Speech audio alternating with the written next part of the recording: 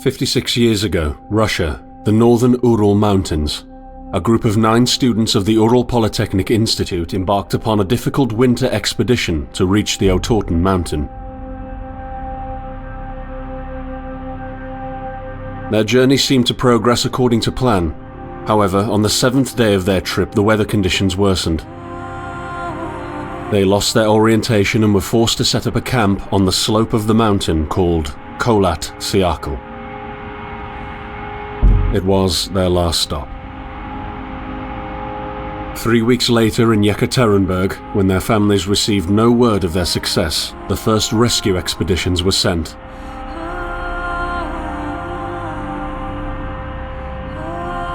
On February 25, 1959, an abandoned encampment was found. The tent was torn down and covered with snow, with all the group's belongings left inside. Further examination revealed it was cut from inside out. The surrounding footprints indicated the crew had fled the tent. They were barefooted. This suggests a frantic escape, characteristic of people scared out of their wits. 2 sets of prints led to a forested area down the slope. The rescue team found an improvised fireplace and 2 bodies. They were lying in but their underwear, with cuts and scratches to their limbs, suggesting they had tried to climb the tree in panic. What could terrify them so much? The next 3 bodies were found scattered a few hundred meters from the first discovery. One of them had suffered a fractured skull, this despite no evidence of a struggle. It took the spring thaw 2 months later to enable the rescue team to find the rest of the victims. The last 4 skiers were found buried in a thick layer of ice and snow. Their autopsies led to even more bizarre findings. All of the bodies had severe internal injuries caused by an undetermined force, similar to that of a serious car accident. No external damage nor bruises were visible, besides a tongue ripped from one victim's mouth and a strange orange skin color. Much speculation arose from these puzzling events. Such theories included attack from the local tribesmen, from an avalanche, or animals. Each theory, however, only served to create more questions. The truth behind this tragic course of events remains unexplained to this day. What really happened? Maybe the answer still waits to be discovered, deep under the snow.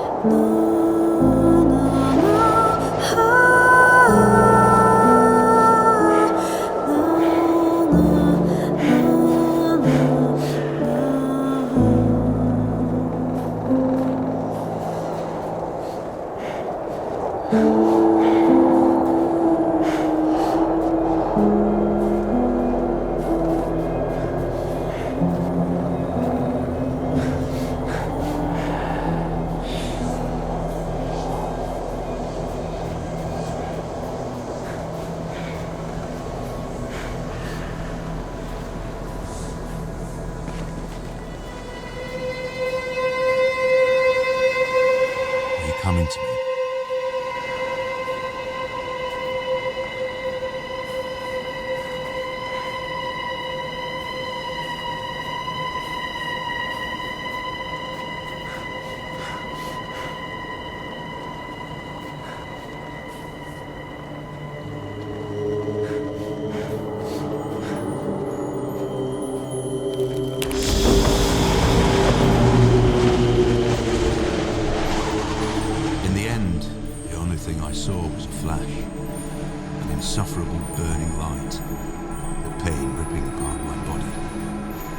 felt it tearing out of my soul. After a while, I was nobody. Nothing. The light went out and I vanished into overwhelming darkness. I welcomed the end with delight. I am right behind you.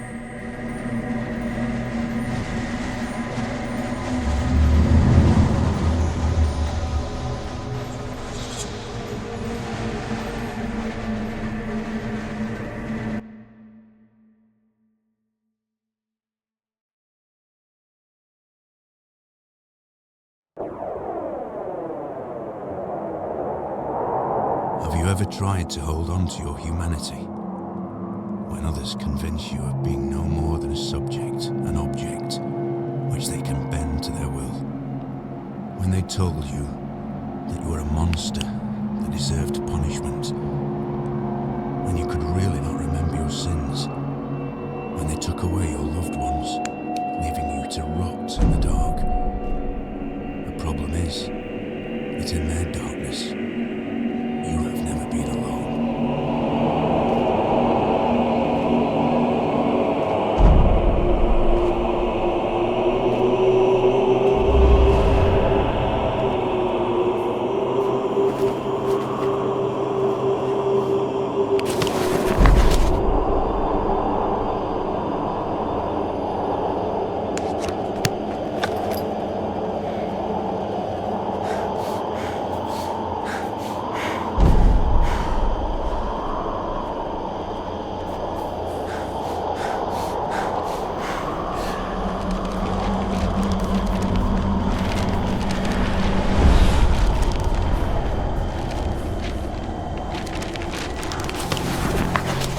I set out the moment I heard about the incident.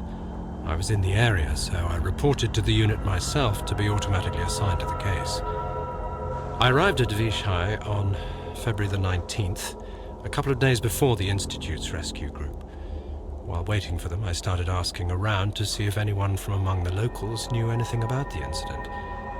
One of them said he had a hunting cabin in the search region and knew the area very well. I decided to use him as a guide. When the rescue team had finally arrived, I explained to them what the unit's role was in this mission and that all discoveries or observations should be brought to my attention before anyone else's. We established priorities, checked the equipment, and set off right away. It was not until February the 26th we found the tent that I believe belonged to the students. Initial findings show that the people in the tent cut its sidewall and for some reason tried to escape from it in panic. The tracks in the snow led to a forest 1.5 kilometers away. But the trail went cold after 500 meters and we had to carefully search the entire area. This was not a place of any average incident. We had shivers crawling all over our bodies because of the atmosphere surrounding us. I was convinced that something more than just an accident had occurred here. I had the feeling we were dealing with something unnatural.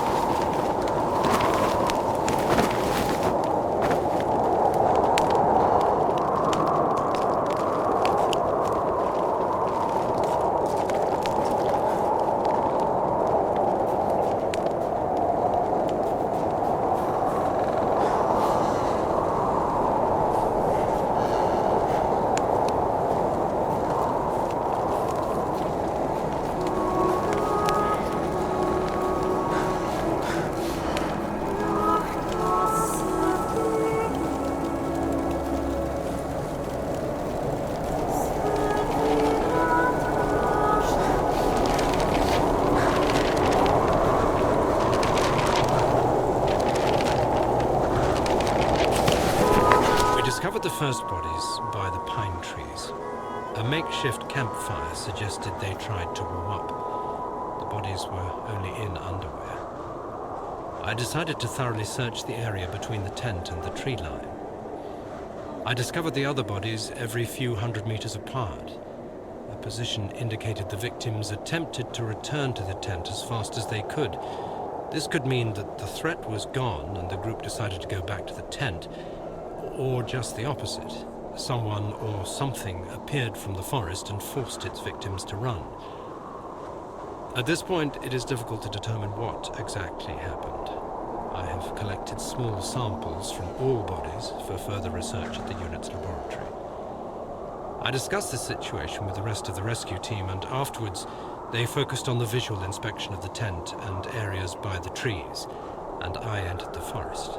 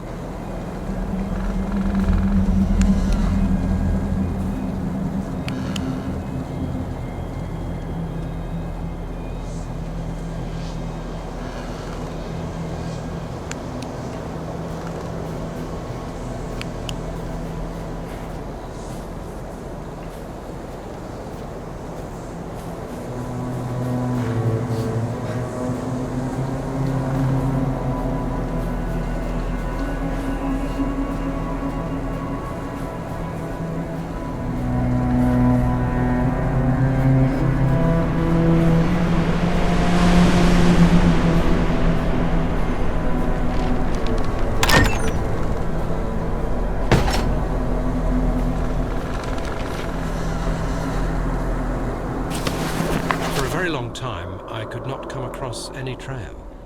The tracks came and went as if someone was playing with me, as if the victims were moving.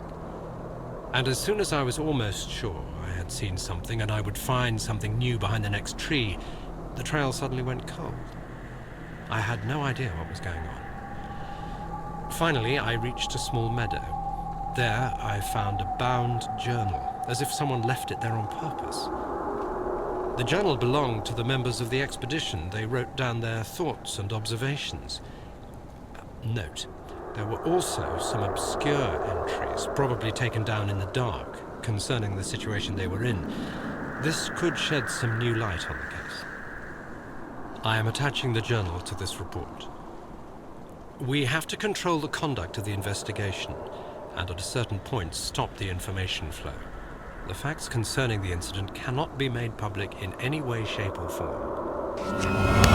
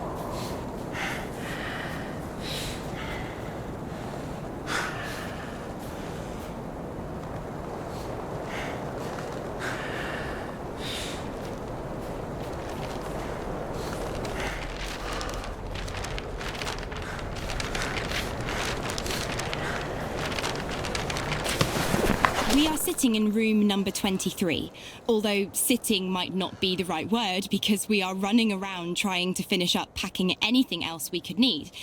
Food cans, tools, essentially whatever we get our hands on.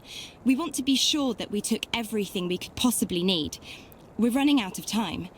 Damn it, where did I put my belt? I'm sure we forgot about something. We're almost ready. We lost the knife. We're counting the money. We're leaving the room in a complete mess. So, we made it to the train station. We're singing all the songs we know and making up new ones as well. Everyone is so excited. Finally, at around 3 a.m, we go to bed. I wonder, what is awaiting us when we get there? What will we see? How far will we make it? I hear the rest of the group breathing peacefully, and it's snowing outside.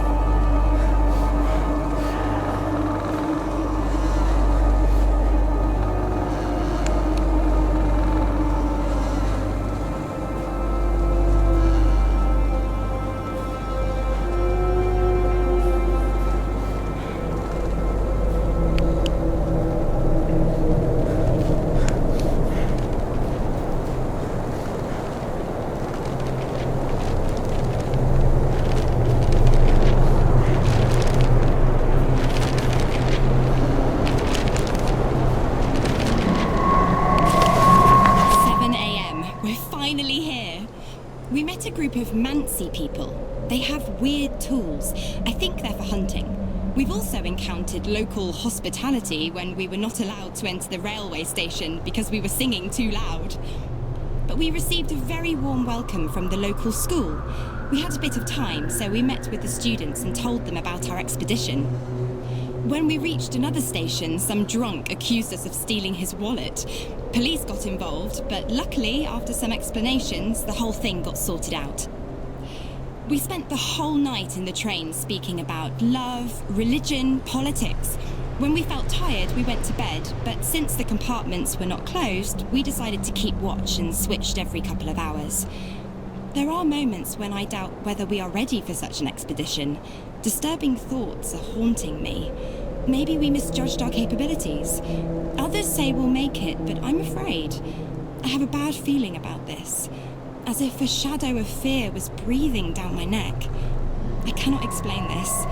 It's time to take a nap.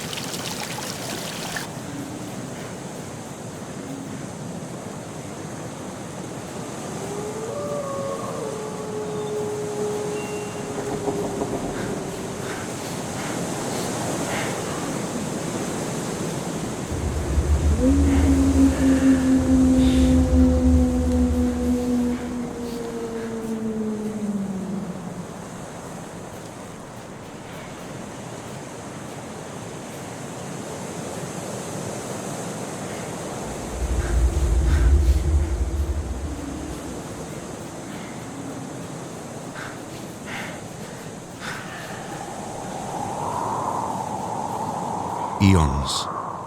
That's how long I spent suspended in nothingness. And then this one time, a pale, dim glow filled it.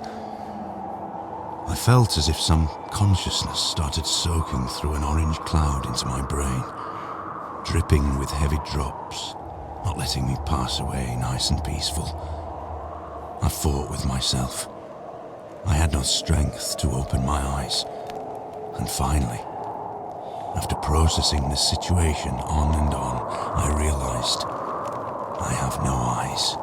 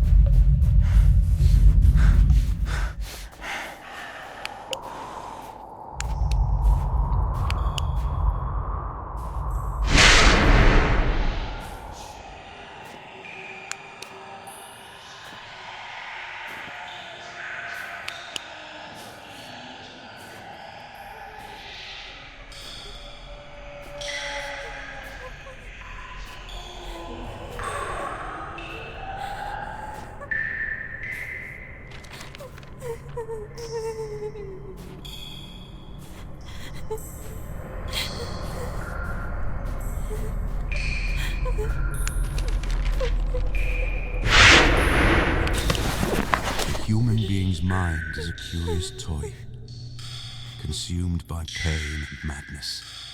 It resists, but defends itself from what can set it free. The path to understanding leads through contradiction. We deny one simple fact, the fact that humans are the real monsters. And as such, we should treat each other. Although I had been deluding myself otherwise for so many years, I have finally figured out my true nature. Remember that in the darkness, you are never alone. There is always someone who awaits your fall.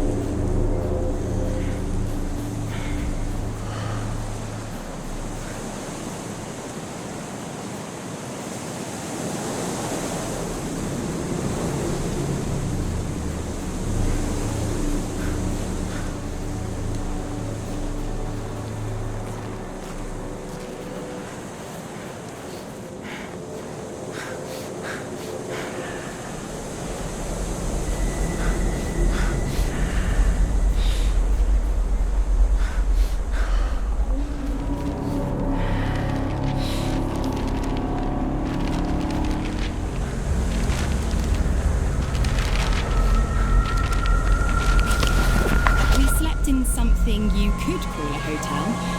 2 persons per bed. We woke up at 9 a.m. It was actually quite comfortable, although it was a little cold because we forgot to close the window vent. We ate breakfast, packed our things, and at 11 a.m. we were ready to go. We set off in the back of a truck, so it was a bit cold. During the ride, we talked about absolutely everything we could think of. On the spot, we spoke with some local workers. I remembered one in particular. He had a red beard. Friends called him Beardman. We cooked and ate dinner, and now we are resting. Half of the group is looking at some maps, the rest are sleeping. I started handling the equipment and writing. It is still a bit too cold. My hands are shaking, but finally my thoughts are much brighter than yesterday. No creepiness in them whatsoever. There's a long way ahead of us, but the only thing I can feel is excitement. It seems as if the forest is calling us. That beautiful, magical, dark forest.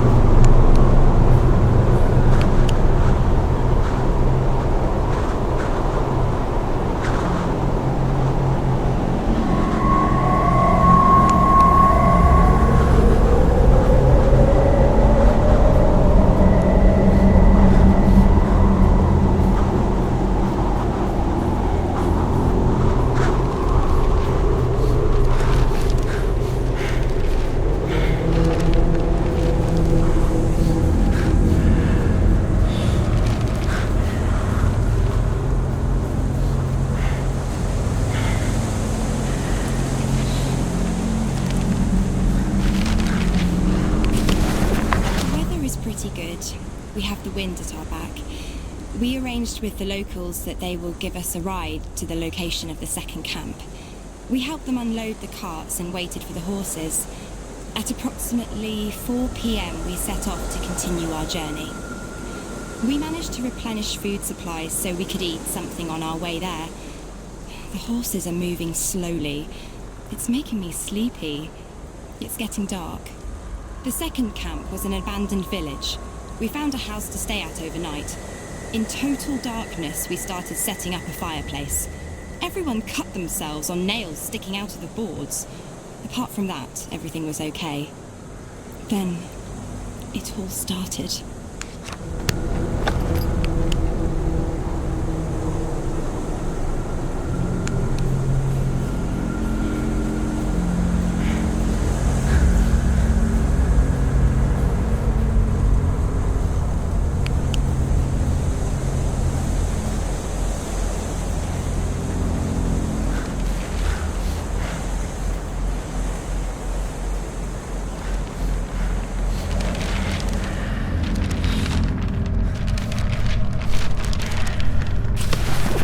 Finally, we made it to the pass.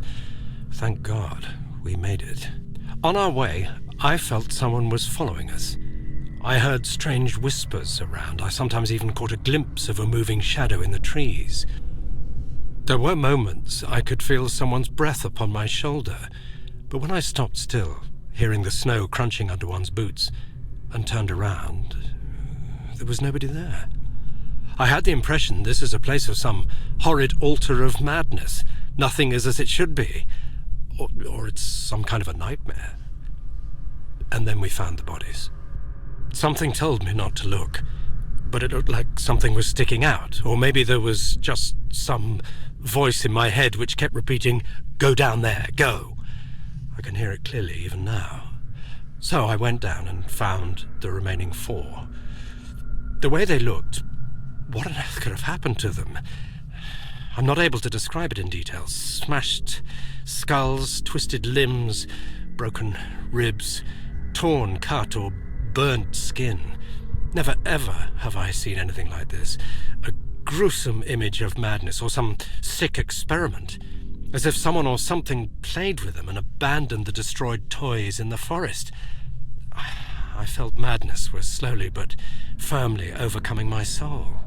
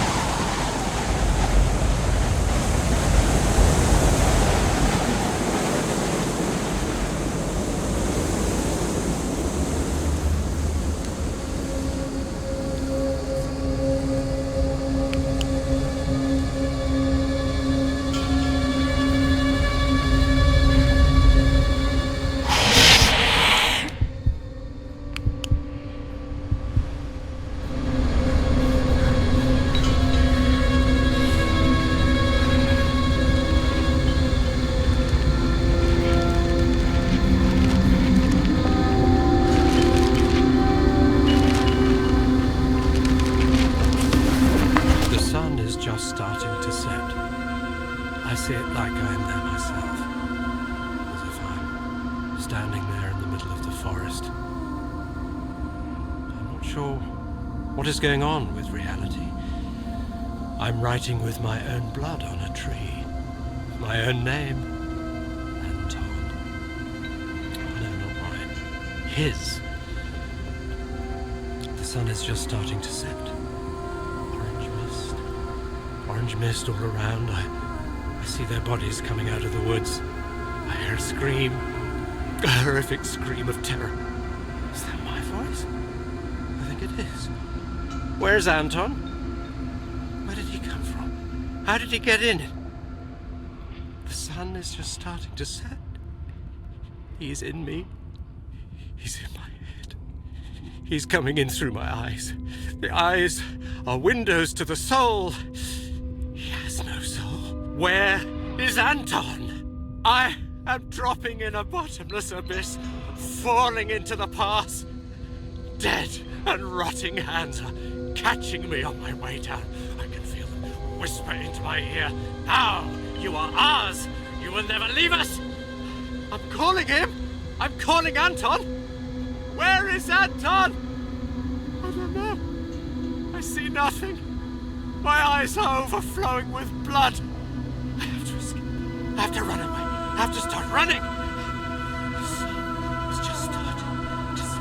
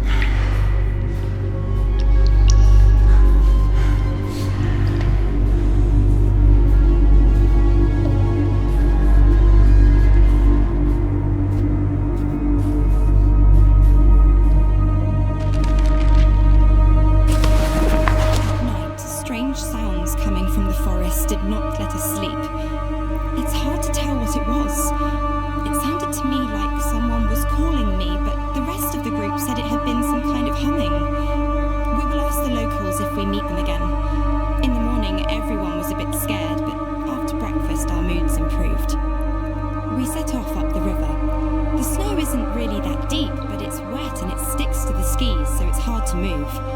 We passed a couple of cliffs, and after a couple of meters, the area became more flat. Finally, around 5:30 p.m., we stopped to set up a camp. It is our first night under canvas. We were very tired. We tried to prepare for tomorrow's walk, but hunger was stronger. Then exhaustion overcame us. We sat around the fireplace and talked, or rather whispered. We were afraid to speak louder because of the surrounding atmosphere, as if this place was sacred or haunted. At last, we took shelter in the tents. Somehow, nobody feels like sleeping. We thought someone was passing by on the trail nearby, so the boys went to check it out, but there was nobody there. Maybe it was some animal. Again, I can hear the sounds from the forest.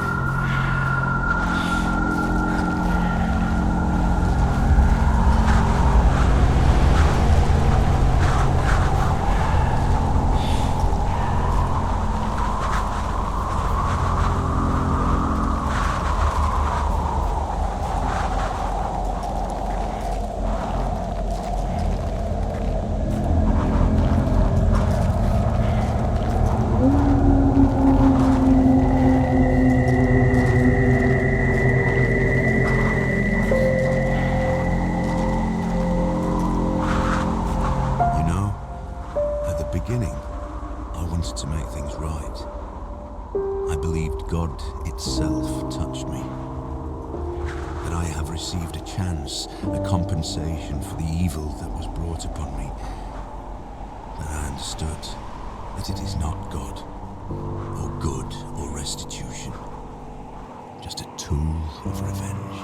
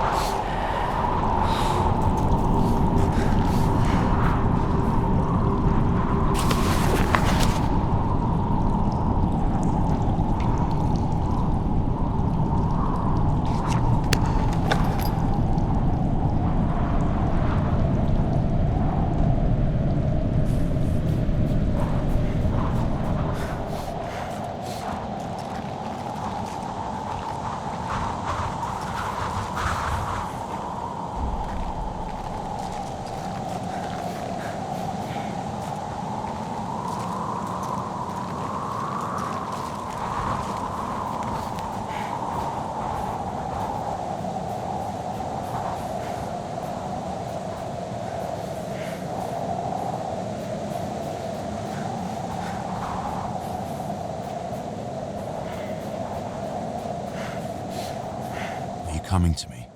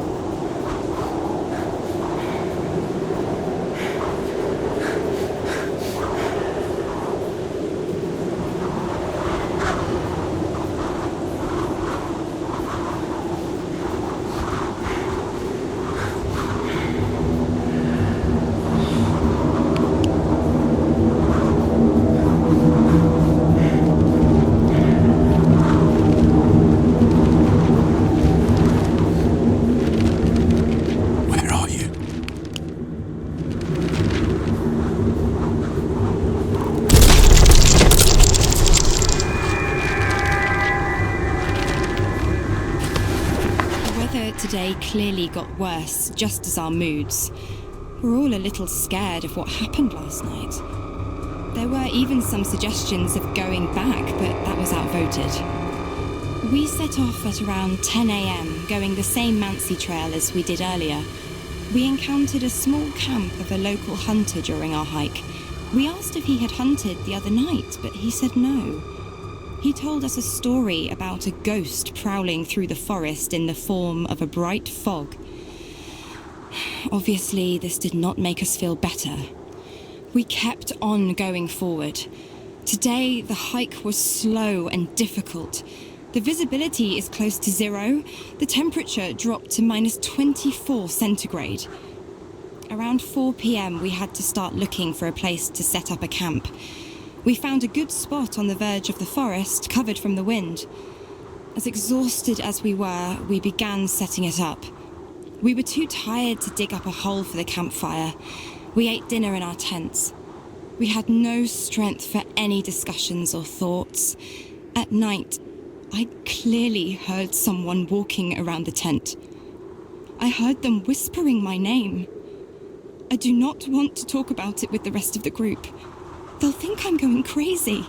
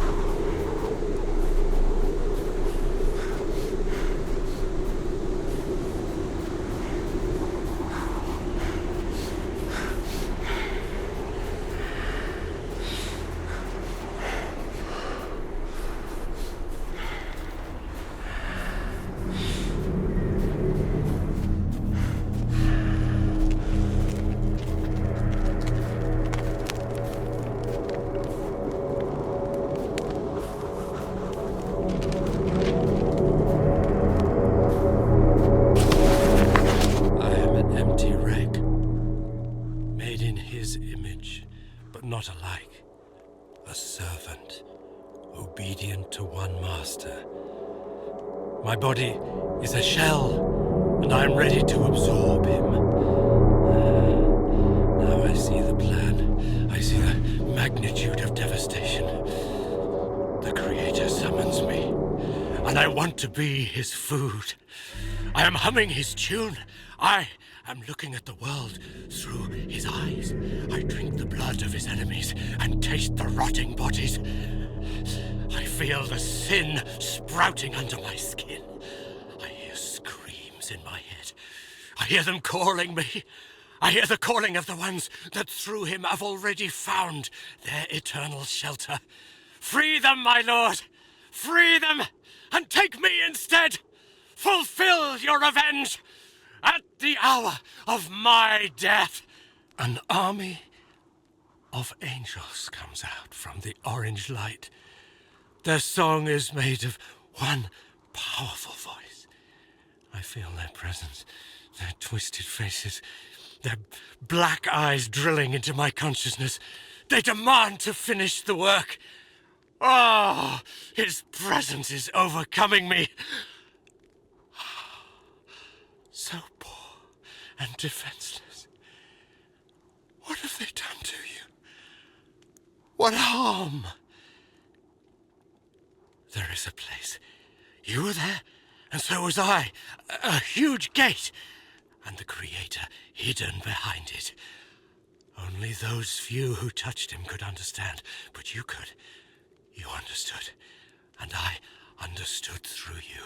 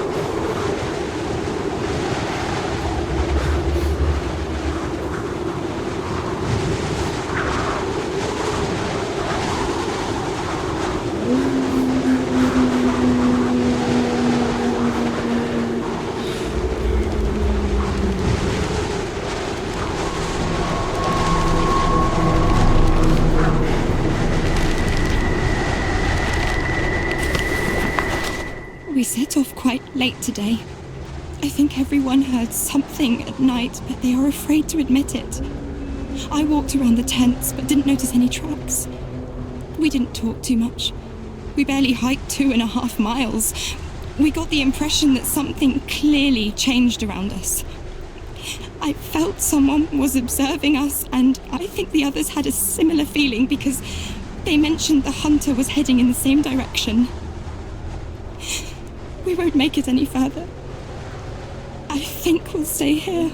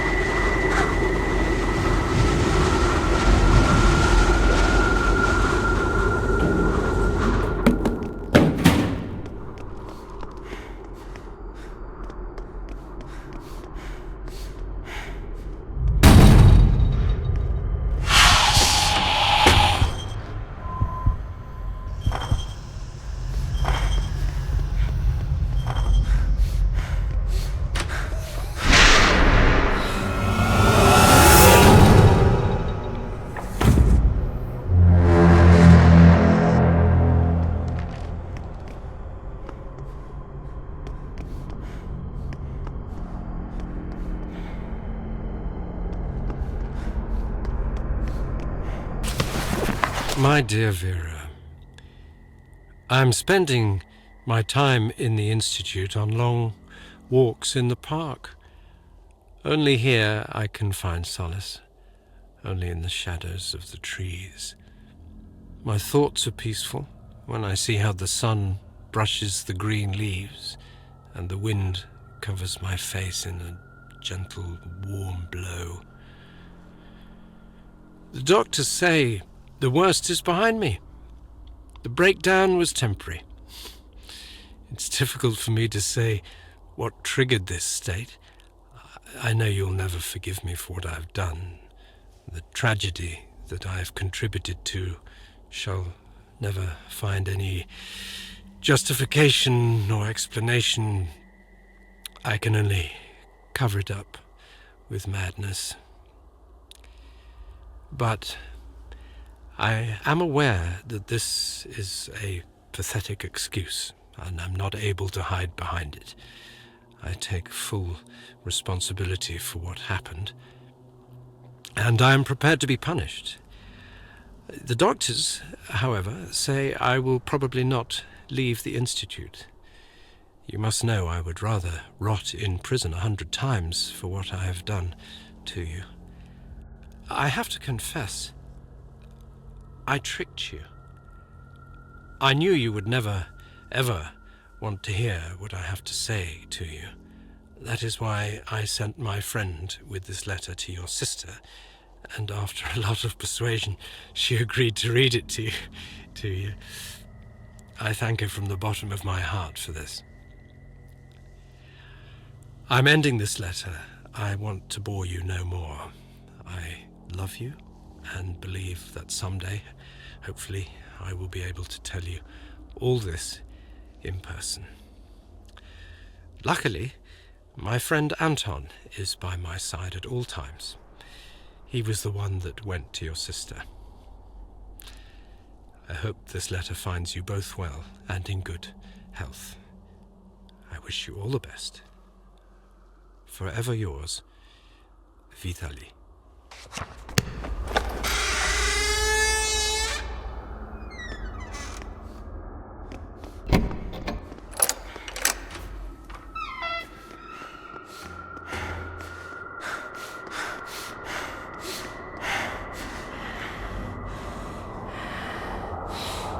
Time does not heal wounds, as I've recently learned.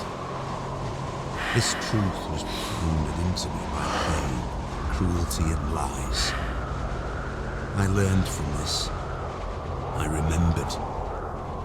It nearly touched the essence of my understanding, becoming the revelation of truth, when they dragged me down the corridor with my shattered bones. When they operated on me to observe the misplacement of my organs, when they put the worst nightmares into my head, when they closed me up, put me together again and revived me over and over to test the limits of my endurance.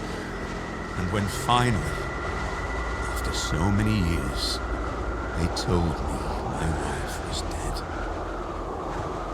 Time does not heal wounds.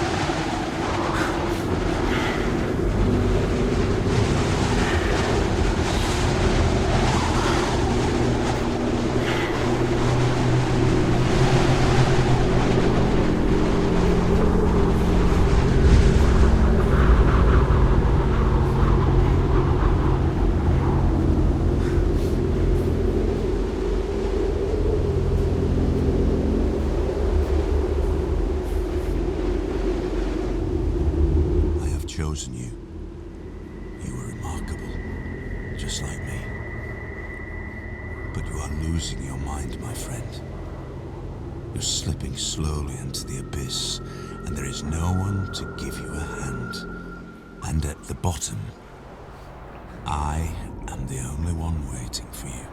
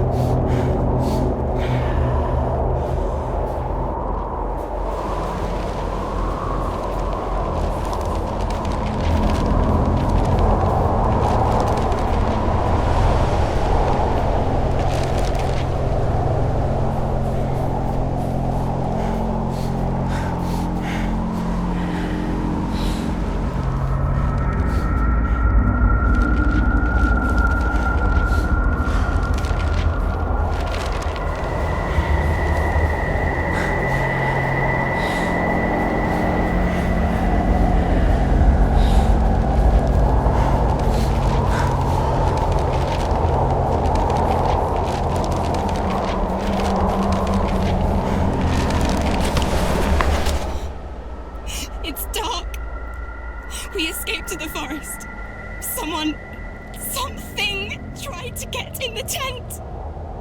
We heard strange sounds and an orange light. We are not going to escape from this. We are going to die. I don't know what's going on. I wanted to try, but I can't.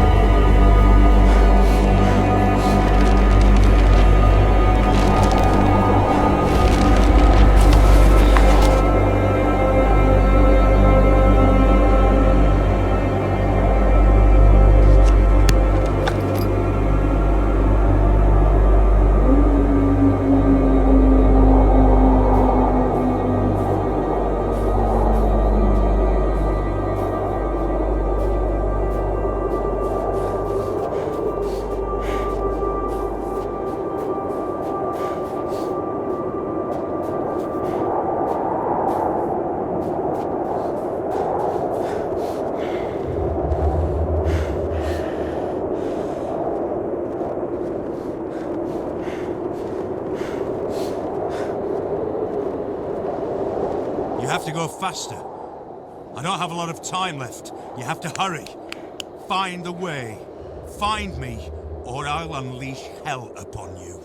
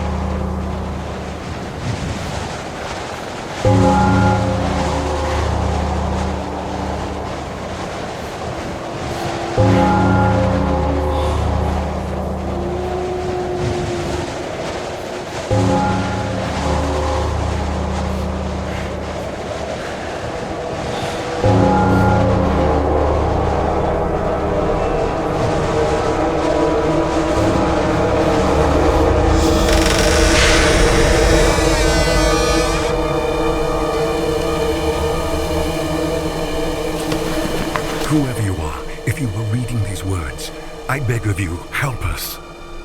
We are in a place they call Post Office Box 5. I don't know where this is. I don't even know what year it is. They are not allowing anyone from the outside to have contact with us. They lock us up in cells, 4 in each. I saw dozens of cells like that. They talk about something they called Anomaly 7. Every day we undergo tests, research, tortures.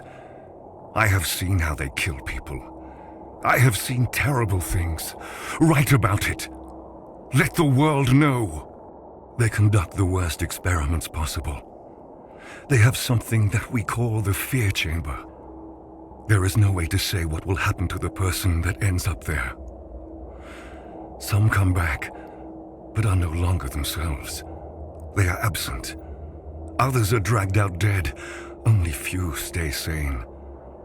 I have seen a bright orange light which spoke to me in demonic voices and showed me things worse than any nightmare you can possibly dream. Sometimes people come out of there with broken bones, mutilated, crushed, irradiated, dismembered. I can't take it in anymore. Take away these images. There is a scientist amongst us. He said that during their sick experiments, they discovered something out of this world. They are trying to test it. The truth is that it is testing them. He told us that there are more places like this around the world, and there will come a day the gates of hell will open. You have to stop this. Destroy it. Destroy us. Kill us all. The center is governed by something that is called the Soviet Research Unit for Natural Phenomena. I have seen this on an ID card of the man that was interrogating me. He said we were prisoners, convicts, murderers, rapists, thieves. But that is not true. I have done nothing wrong. I hate them all. They call us subjects. No names, but subjects. I am Subject 73. I don't even remember my real name. I beg of you, please help us. Burn it all to the ground. If only this letter reached beyond the walls of the center. If only the guard who promised to take it has kept her promise. You have to do something. I swear by all that one holds sacred, you have to. My only cellmate, Anton, whispers in my ear that everything is going to be fine. That the orange light is singing in the voices of hundreds of angel choirs. Anton promised me that if I listen carefully to the singing, he will free me. Sometimes, however, I think that all of this does not exist. There is no prison. There are no bars. There are no doctors. There is no Anton. There's only this frightening, piercing orange light.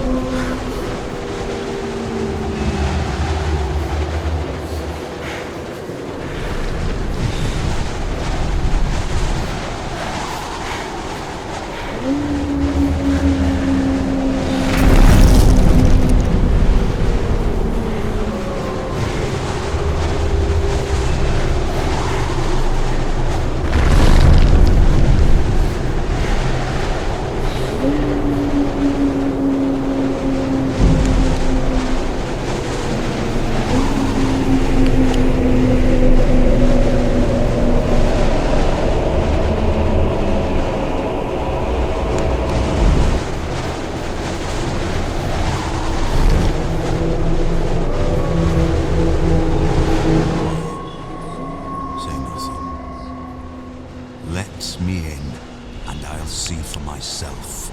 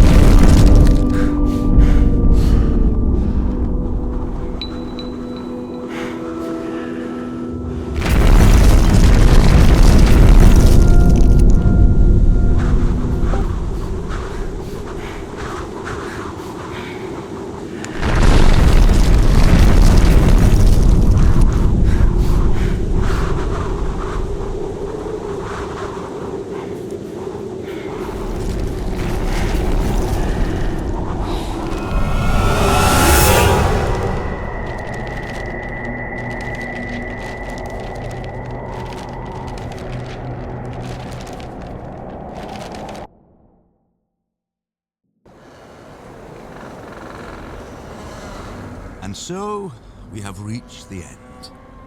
Have you understood your role in my plan? There are no random victims, and nobody is completely innocent. You may not agree, but when the gates to Section 22 open and the world will see true madness, you will understand that everything I had done was necessary.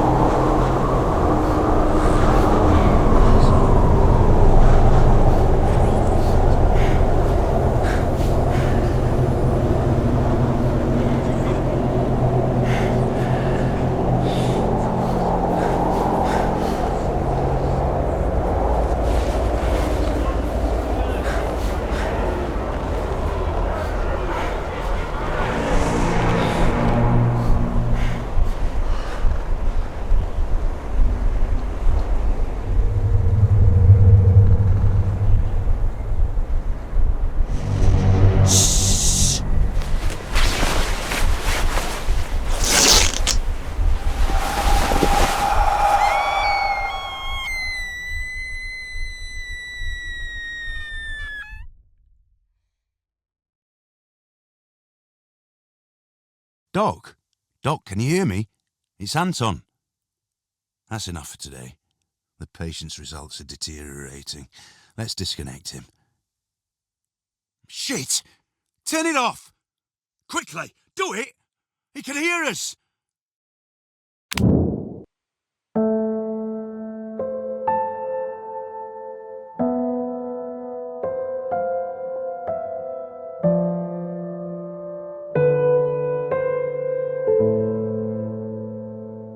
I have faith that you are safe last stop, you said the bright warm light will bring you home. Did you lie, my dear? Did you lie? The day is dark, I'm all alone. If you are there, just let me know. Just let me know.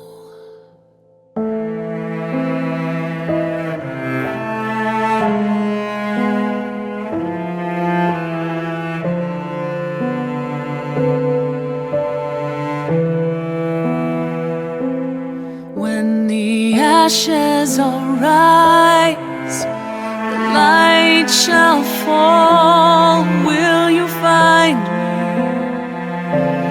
Will you find me?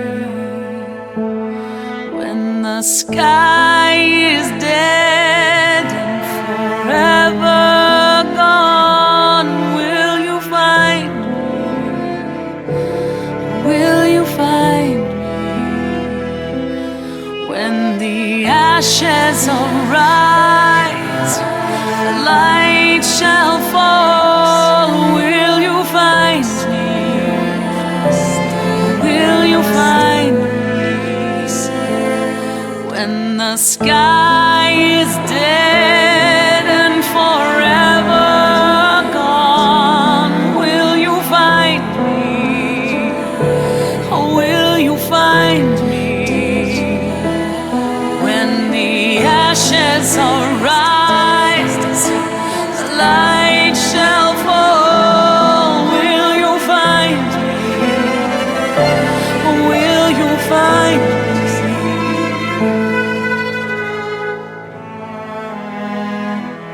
When the ashes arise, the light shall fall. Will you find me? Or will you find me?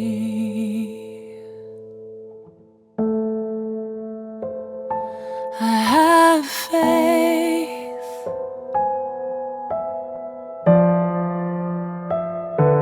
that you are safe.